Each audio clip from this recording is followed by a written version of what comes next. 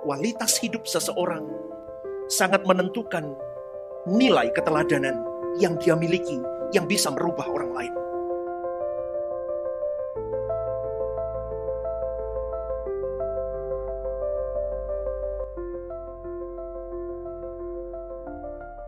Saudara-saudari yang dikasihi oleh Tuhan, betapa pentingnya menjadi seorang teladan. Dalam lini apapun, engkau menjadi manajer, menjadi direktur, menjadi ketua bidang ini, menjadi pendeta, menjadi gembala, menjadi ketua visi ini, misi itu.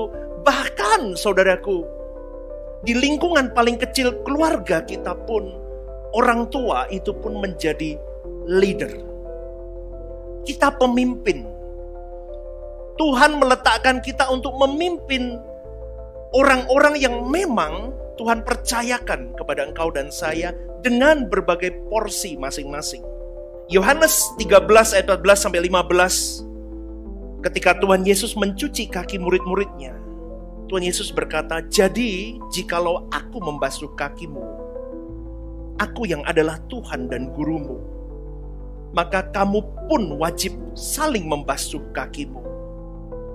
Sebab aku telah memberikan suatu teladan kepada kamu, supaya kamu juga berbuat sama seperti yang telah kuperbuat kepadamu."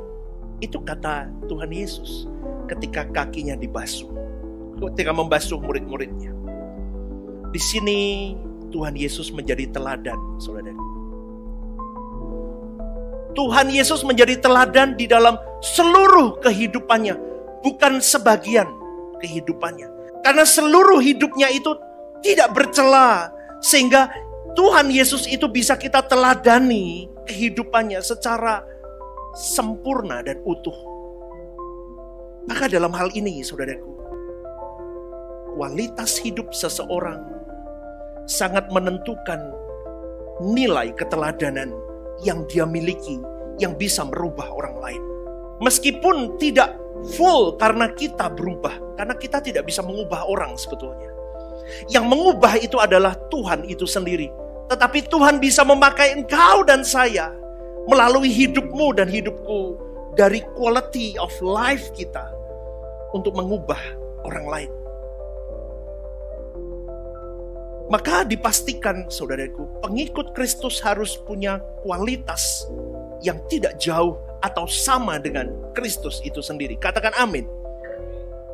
Pengikut Kristus harus benar-benar mengkloning pribadi Yesus dalam hari-hari hidupnya, untuk orang lain bisa melihat bahwa ada Yesus dalam hidupmu dan hidupku. Maka saudaraku, kau dan saya hari ini dituntut untuk bisa memberi teladan hidup yang berkualitas. Katakan amin, saudaraku. Ya, kita harus punya kualitas hidup yang bisa menjadi teladan, yang punya nilai, punya kelas, punya prestasi. Ini juga dalam segala hal. Orang tua juga harus sama bisa diteladani oleh anak-anak mereka. Dari hal sederhana, cara dia berpakaian, caramu berpakaian. Papa mama cara berpakaian. Anakmu akan melihat bagaimana papa mamanya berpakaian. Bagaimana menggunakan uang, tanggung jawab. Bagaimana menjaga kesehatan, tanggung jawab. Bagaimana etos kerja. Kerja, bangun pagi. Kenapa susahnya bangun pagi?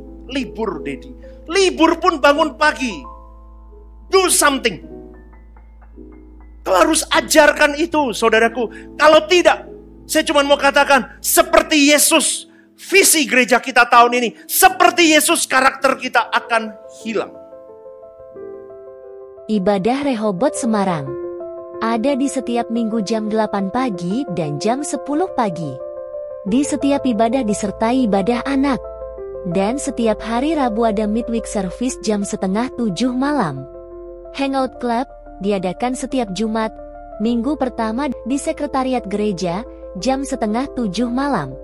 Home Usia Indah diadakan setiap hari Jumat, minggu kedua di sekretariat gereja, jam 4 sore.